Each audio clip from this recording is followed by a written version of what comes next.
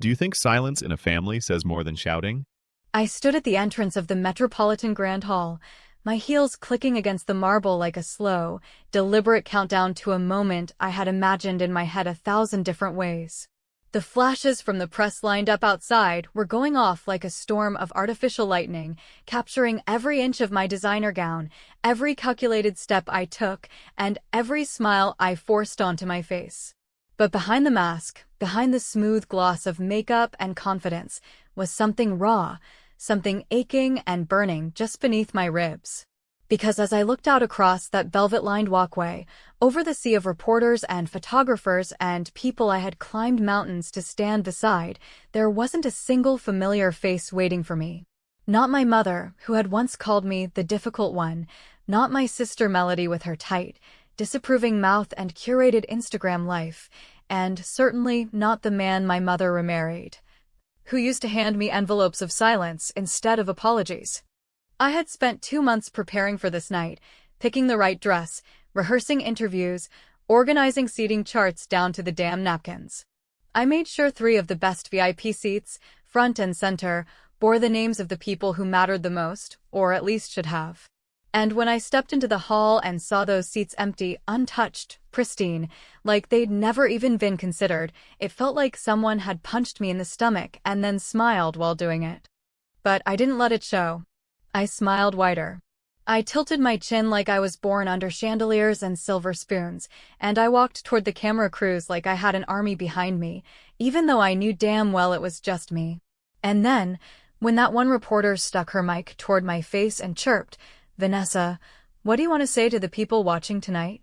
I didn't blink. I looked straight into the lens, held her gaze like a loaded gun, and said calmly, "To those who didn't show up, I hope you're watching now." And they were. By the time I got into the black SUV and shut the door behind me, I hadn't even made it a full mile down Park Avenue before my phone lit up like Christmas in hell. Text after text, call after call. But not a single, "We're proud of you." No, sorry we missed it. Just panicked questions and vague threats and cold little jabs disguised as concern. Melody's name appeared at least 3 times before I answered, and I swear the venom in her voice could have peeled the polish off my nails. "What the hell did you mean by that comment, Vanessa?" she snapped, skipping even the pretense of politeness. "Do you have any idea what you just stirred up?" Yes, I knew exactly what I stirred up. See, what none of them understood, what they never even cared to ask, was that this night wasn't just about being seen. It wasn't about designer gowns or awards or magazine spreads. It was about being validated after decades of being treated like an inconvenient footnote in someone else's perfect narrative. They were the ones who shut me out after what happened when I was 18. They chose silence when I begged for truth. They chose image over me, and now that I had finally climbed out of that hole with blood on my knuckles and dust in my lungs, they wanted to act like my success was a threat instead of a miracle. I remember when I was 17, and I came home after winning a statewide design competition. I had built a scaled model of a sustainable urban home using recycled materials, spent weeks on it, barely slept, skipped prom. And when I brought the trophy home, my mother said, "That's nice, Vanessa, but let's not forget Melody made the honor roll." That was the first time I realized I would always be the footnote, the butt. I would never be the headline in my own family. So tonight, I wrote my own damn headline. And it didn't include them. But as I sat in that car, my heart still pounding from the high of the evening, from the sound of my name being shouted by reporters, from the ovation I received on stage, it hit me that I hadn't felt joy. Not really.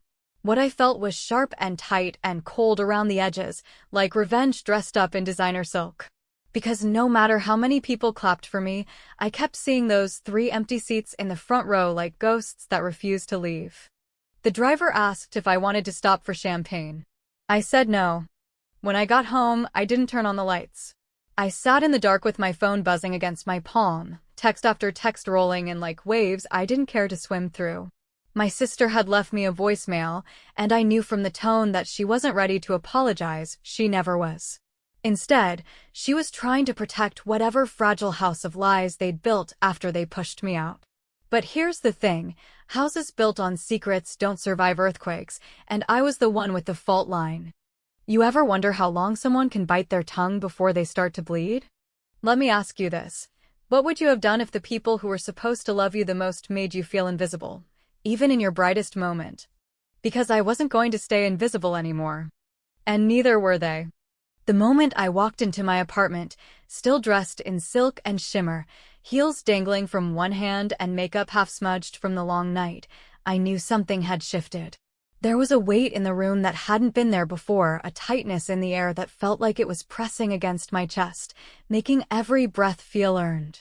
My phone was still buzzing relentlessly, notifications sliding in one after another, texts, missed calls, voicemails, even a few emails with subject lines that ranged from vague concern to thinly veiled threats. I tossed the heels onto the velvet bench by the door and stood there for a moment, bare feet against cool marble, wondering if this was what victory felt like. Because if it was, it sure as hell didn't taste sweet. I opened the first message, and it was from Melody. Of course it was. Always first in line when something needed defending, but never when someone needed saving. Her words were clipped, controlled, and just formal enough to be weaponized if I ever screenshotted them. "You need to take that down," she wrote, as if I had uploaded something, as if my face, my voice, my truth could simply be erased from the internet like a typo in one of her perfect press releases. Another text followed seconds later, shorter this time, but carrying the same cold bite. "What are you trying to do?" The thing is, she already knew. They all knew. They just hadn't expected me to say it out loud. Not in public. Not like that. By noon the next day, I was trending not just in the small design world I lived in, but on platforms where the gossip runs hotter than the truth and people build entire careers off speculative drama. The clip had gone viral, me on the red carpet, smiling like I had nothing left to lose, staring down the barrel of that press camera and delivering a line that was apparently made for TikTok edits and armchair therapists. Thousands of strangers applauded my poise, my delivery, my mysterious elegance. But the ones who really knew what that sentence meant, the people who had stood behind me at family dinners, who had signed birthday cards with the word love but never picked up the phone to prove it, those were the ones flooding my inbox with silence loud enough to deafen me. I didn't reply to anyone until late afternoon, and even then it was only because Melody called for the third time in under an hour, and some part of me, the old, bruised, codependent part, still picked up out of instinct. The second I answered, I regretted it. Her voice came through the speaker like static from a storm I'd already tried to outrun once before. "You think this is smart," she hissed, no greeting, no pleasantries, just that tight voice she always used when she was trying to sound in control, but had already lost the wheel. "You think dragging the family into some melodramatic circus act is going to make up for the fact that you're still bitter?" I could have laughed, honestly. I could have laughed and hung up. But I didn't. I sat down at my kitchen table, brushed a speck of glitter off my wrist, and answered her with something I'd been choking on for years. "You think this is about bitterness?" I said, calm as ever. "You think this is about one gala? One red carpet moment?" Melody, I was erased. Not ignored, erased. Every time something ugly happened, you all held a family vote, and I was the one who got voted out. This isn't revenge. This is acknowledgement. She went quiet for a second. I could practically hear her adjusting her grip on the phone, could see her pacing the kitchen in her immaculate townhouse, probably biting the edge of her perfectly glossed thumbnail. "You're blowing up your own life," she finally said, slower now, quieter. "Do you even remember what you signed back then? You think this can't come back to you?"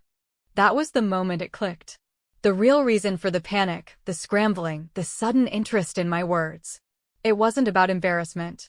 It wasn't even about loyalty. It was about exposure. Because deep down, they remembered what I remembered, and even if we remembered it differently, even if they told themselves 1,000 little stories to sleep at night, we all knew the truth. The summer I turned 18, something happened. Something no one wanted to talk about. Something that cost me more than just family dinners and holiday cards. My mother's second husband, Greg, had been the head of a community foundation at the time, and suddenly, without much explanation, the charity funds for one of their youth art programs went missing. Not all of it, but enough to raise eyebrows.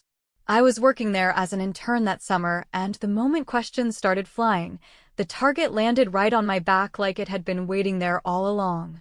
My mother didn't ask me if I'd done it. She asked me if anyone had seen me near the office that night.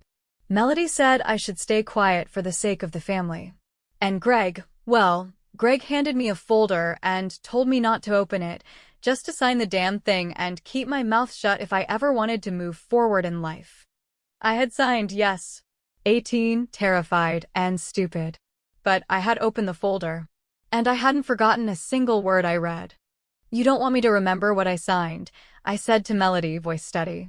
"Because if I start talking, if I stop protecting you all the way you asked me to back then, I think you'll find that I'm not the one who should be worried about blowing things up." She hung up without a word. A few hours later, one of those anonymous gossip accounts posted a grainy, dated photo of me and Greg at the Foundation's old building. I was in a sundress, smiling awkwardly, and he had one hand on my shoulder in that way that always made me want to flinch. The caption didn't say much. It didn't need to. The timing said enough. I stared at it for a long time, longer than I probably should have, and for the first time since the gala, I felt something shift in my chest, not rage, not triumph, but clarity. This wasn't just about me reclaiming my name. This was about finally dragging everything they buried back out into the light. I picked up my phone, scrolled through the contacts I hadn't touched in years, and found the one name that still made my heart skip for a different reason. "Hey," I said when she answered. "You still want the truth?" There are certain summers that live inside you like a splinter under the skin, small enough to forget for a while, but always there, aching when the pressure's just right, bleeding again the moment you dare to scratch at it. For me, it was the summer I turned 18, a summer that was supposed to be about freedom and possibilities and the slow, sweet unfurling of adulthood. But instead, it became the beginning of something rotten, a season soaked in silence, manipulation, and the kind of betrayal that doesn't shout, but whispers its way into every quiet part of you until you start to question your own memory. And now, nearly 30 years later, I could feel that old wound pulsing again, brought back to life by the cowardice of the people who had left me alone at that gala and now scrambled to make sure their sins didn't surface with my truth. Back then, my mother had just married Greg, a man who wore charm like a tailored suit and moved through rooms like he owned the air. He was always smiling, always giving, always the first to donate or volunteer, which made it all the more difficult to explain why I never quite felt safe around him. He wasn't cruel in the obvious ways, not the kind of man who yelled or hit or left bruises that anyone else could see. No, his was the quieter kind of violence. The lingering touch on the lower back that lasted a second too long, the compliments delivered with eyes that wandered too far south, the late-night knocks on my bedroom door that he always claimed were just to say goodnight, though they never felt that innocent. That summer, I was interning at his foundation, a program set up to help fund local art and design initiatives for underprivileged teens. It seemed like the perfect fit, given my obsession with architecture and interior design, and for a while, I even convinced myself it was a way to finally connect with the family again, to prove I wasn't the disappointment they always treated me as. I threw myself into the work, arriving early, staying late, learning how to draft budgets and plan events and speak the language of grants and donations. But beneath all that busy effort, there was a current of something else, an unease I couldn't shake, even though I tried to swallow it with every polite smile and nod of agreement. Then one afternoon, while organizing the year-end files in the storage room, a dimly lit, windowless space that smelled faintly of mold and old toner, I came across a folder that didn't belong with the rest. It was misfiled under Community Impact Reports, but inside were ledger sheets, bank transfers, and email printouts that didn't match anything we'd been working on. At first, I didn't understand what I was seeing. The numbers felt like a different language, rows and columns of confusion. But the more I stared, the more the story emerged. Money that was supposed to go to youth centers and scholarship programs had been rerouted through dummy accounts, filtered through shell donations, and ultimately ended up in places that had nothing to do with charity. I wasn't a financial expert, but even I could tell something was very, very wrong. I took the folder home that night, tucked inside my sketch portfolio, heart racing the whole subway ride like someone was going to jump out and snatch it from me. I didn't know what I was going to do with it, but I knew better than to ask my mother. She didn't do well with questions, especially not questions that made her new husband look anything less than immaculate. And sure enough, when I hesitated the next morning and mentioned the odd files, her face turned to ice faster than I'd ever seen. She asked me where I'd found them, took a long sip of coffee, and said, "You probably misunderstood. Greg handles all the financial matters. It's not really your concern." Except it became my concern the moment I was asked to sign a confidentiality agreement a week later, handed to me by Greg himself, in his home office, while my mother stood in the hallway pretending not to listen.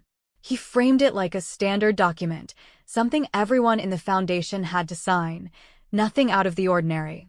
But the language was thick with implication, full of legal jargon I didn't yet know how to decode, and something in his eyes told me it wasn't a suggestion.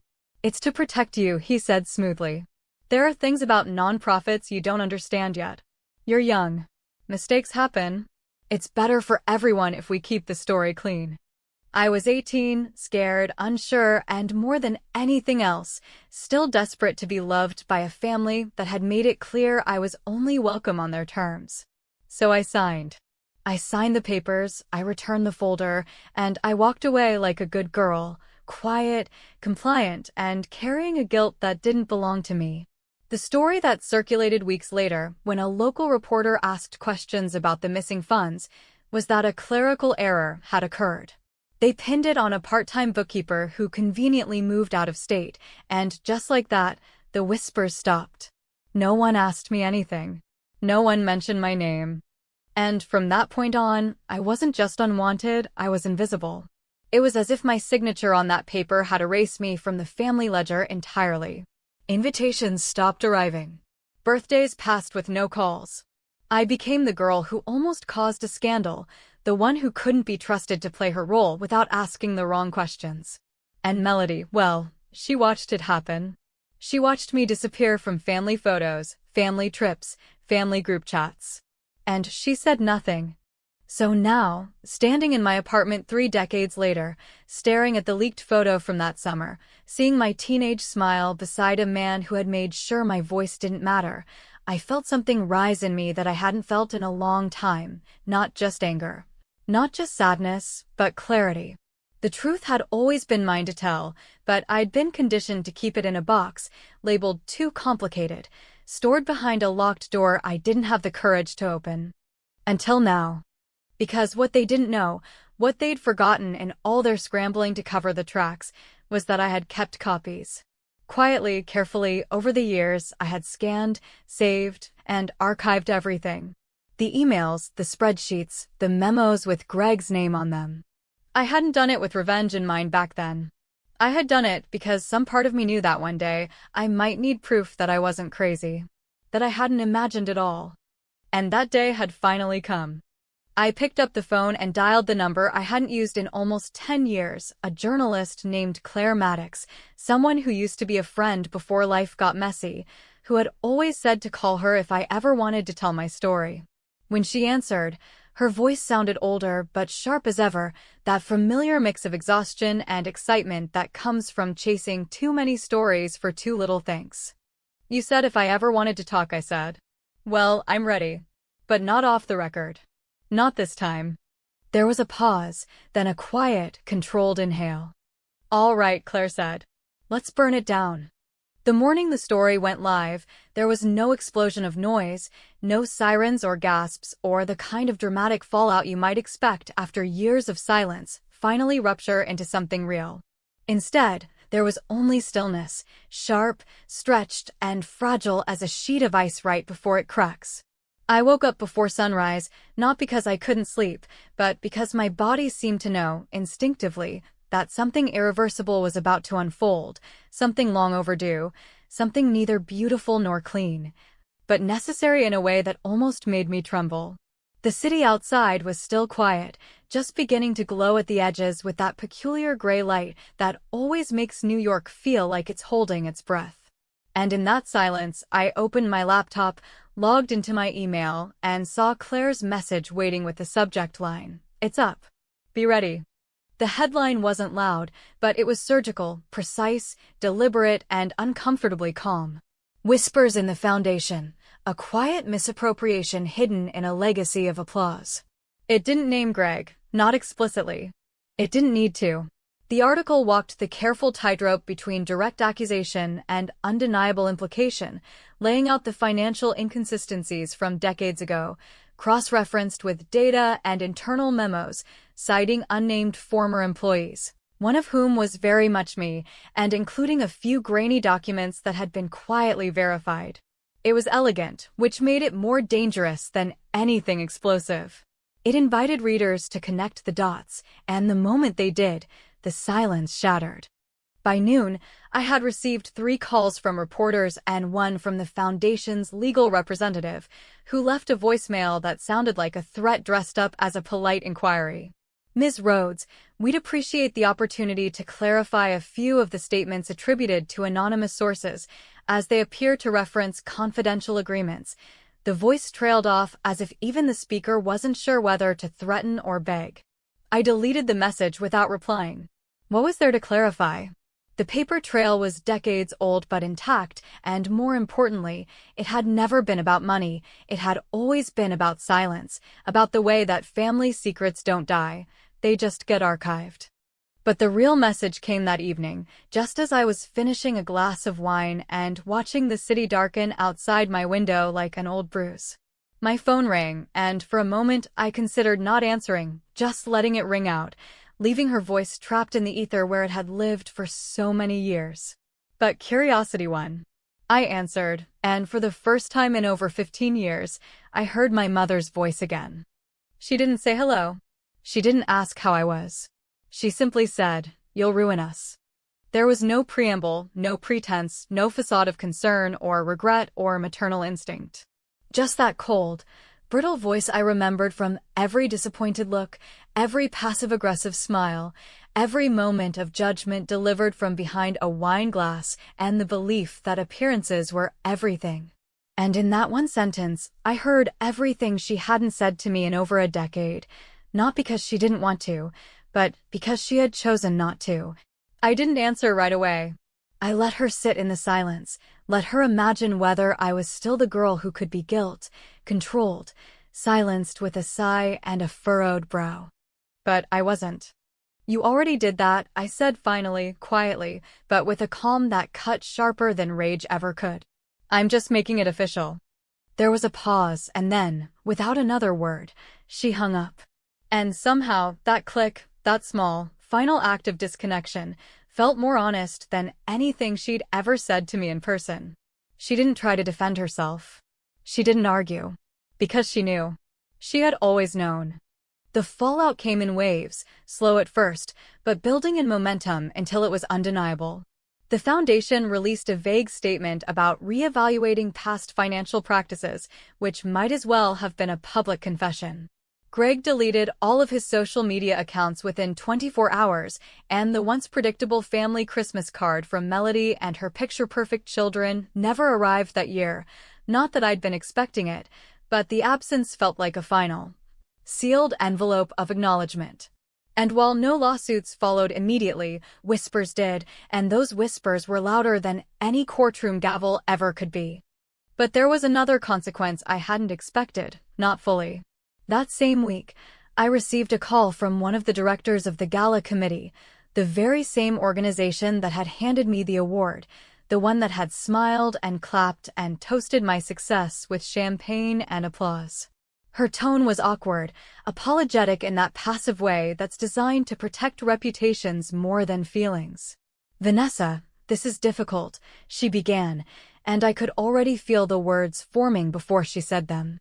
"There's been some concern about the article. While it doesn't name you directly, the implication of involvement, however minor, has made some of our sponsors uncomfortable. We're going to need to reconsider your invitation to next year's event." It was a clean cut, polite and practiced, the way people cut off branches that might be diseased even if they're still blooming. I didn't argue. I didn't ask for fairness. I simply said thank you, ended the call, and sat in the stillness once more. Because what they didn't understand, what none of them ever really grasped, was that I didn't need their applause anymore. I had never needed it. What I needed was the silence to end. And that was exactly what I had accomplished. Later that night, as I scrolled through the online comments, I saw something that stopped me. A single message from an anonymous user that said, "Sometimes the truth costs everything. Still worth it." I sat with that for a long time, and for the first time in years, I didn't feel bitter or angry or hollow. I felt clear. And clarity, I've learned, is a kind of quiet explosion in itself. But just when I thought the worst had passed, just when the dust had started to settle and I could finally take a breath without tasting ash, I received another message, one that wasn't public, one that didn't come through a screen. A knock at the door. And on the other side of it stood Melody. Not a phone call. Not a text. She was standing there in person, eyes like ice, lips pressed into that same judgmental line I'd known since childhood. She didn't smile. She didn't look relieved. She just said, "We need to talk." And from the way her voice cracked on the last word, I knew this wasn't about saving the family anymore. It was about survival. Hers. Or mine. There are moments in life that feel like they belong to someone else, like you're watching a film in which you're the main character, but none of the decisions feel entirely yours, where the lines are already written and you're simply delivering them with whatever dignity you can summon. And as I stood there in the doorway of my own apartment, staring into the stiff, cold face of the woman who used to braid my hair when I was a child and later stood silently as I was exiled from our families. Narrative like a smudge on an otherwise perfect photograph, I felt that strange sense of detachment again, as though this final confrontation was inevitable, rehearsed by fate, and now simply playing out as it always had to. Melody stepped inside without waiting for an invitation, the way only someone does when they believe they still hold authority in your life, when they think blood gives them a permanent key to spaces they've long since abandoned. She wore a camel-colored coat that looked like it cost more than most people's monthly rent, and her makeup was immaculate, as if she were trying to maintain control of the only thing left to her now, her image. She didn't bother with pleasantries, didn't ask how I was or how I'd been sleeping since the article exploded across every corner of the digital world that feeds on whispers and old wounds.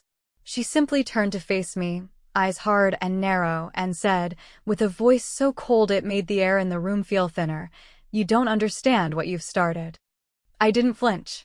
I didn't smile. I didn't offer her water or sit down or do any of the things I might have done once, when I still held on to some faint, foolish hope that we could return to a version of our childhoods where things weren't broken.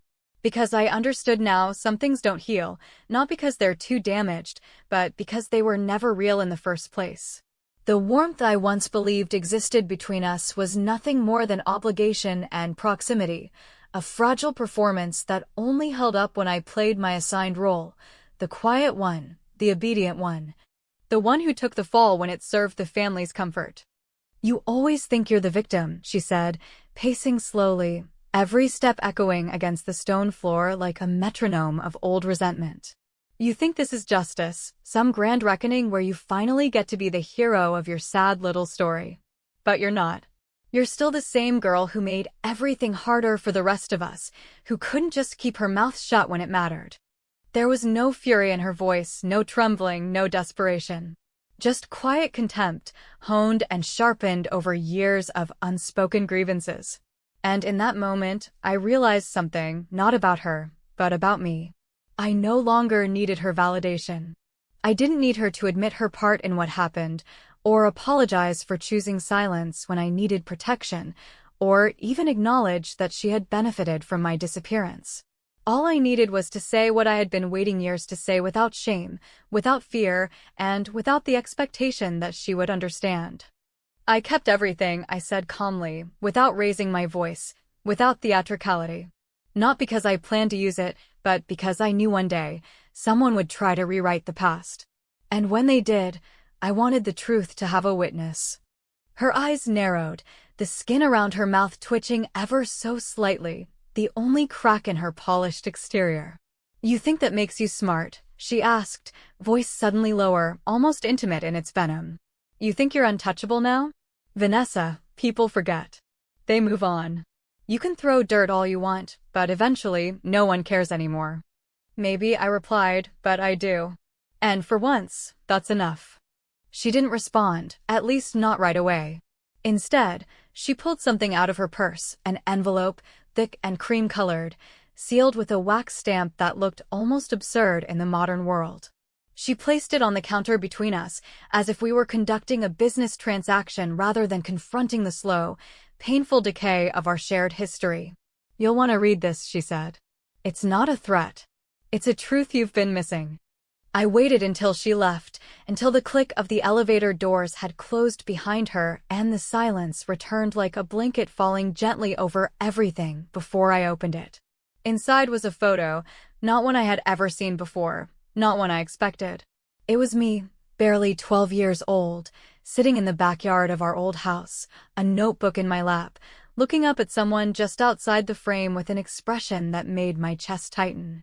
Attached was a single handwritten note, "We remember differently." It wasn't an admission. It wasn't even a denial. It was something worse. It was ambiguity, that final, insidious weapon used by those who know the truth and refuse to surrender their version of it. It was a reminder that in families like mine, there are no villains and heroes, only shifting alliances and weaponized memories. I could have ignored it. I could have burned it, framed it, posted it online, used it as the next move in a war I was beginning to realize had no clear end. But instead, I placed it back in the envelope, walked over to the old oak cabinet where I had stored everything from that summer, copies, notes, photos, files, and added it to the collection. Not because I believed her and not because I didn't, but because stories like ours never truly end. They just settle, waiting for the next person to dig them up and decide which version they believe. A few days later, I received a call from a major magazine. They wanted to put me on the cover. A spread, a follow-up interview, a chance to reclaim the narrative. The editor, a woman younger than me by at least 15 years, spoke quickly and confidently about brand, visibility, power. The public loves a survivor, she said, especially one with receipts. I told her I'd think about it. And I did. But instead of answering, I packed a bag, shut off my phone, and disappeared for a while. Not because I was hiding, not because I regretted what I'd done, but because sometimes survival isn't about staying loud. Sometimes it's about stepping back and choosing silence on your own terms. They might still talk. They might still deny. But this time, the story was mine. And they were finally the ones watching.